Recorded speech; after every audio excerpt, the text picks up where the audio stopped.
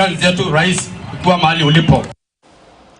To the coast, and Mijikenda Kaya elders in Kilifi County have urged coastal leaders to work together with the tenure of President William Ruto so as to address the historical injustices that have affected the region from time immemorial.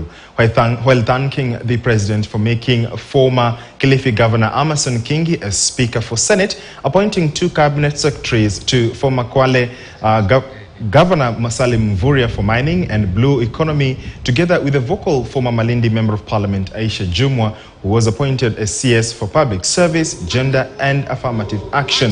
Jumwa is the first woman from the Grema community to serve as a cabinet secretary since independence. Tunataka title deed kutoka huko kwako wewe ije hapa Kaya. Na kuna sehemu nyingine ambazo zimechukuliwa.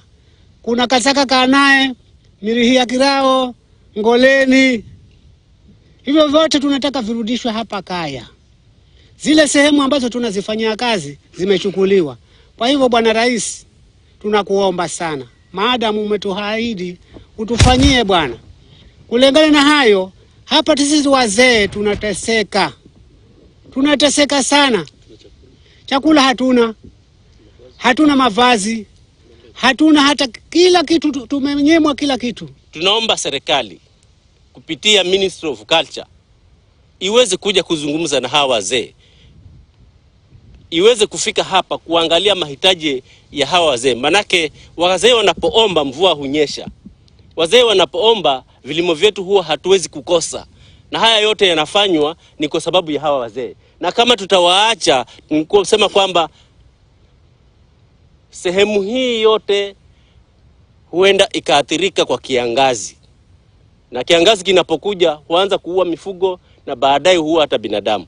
Lakini tunapowaona hawa wazee kama watu muhimu na kuwahifadhi na kuwafadhili, basi haya matatizo mengi naamini kwamba Mungu anaweza kutuepushia. To our top story, where President William Ruto today joined worshippers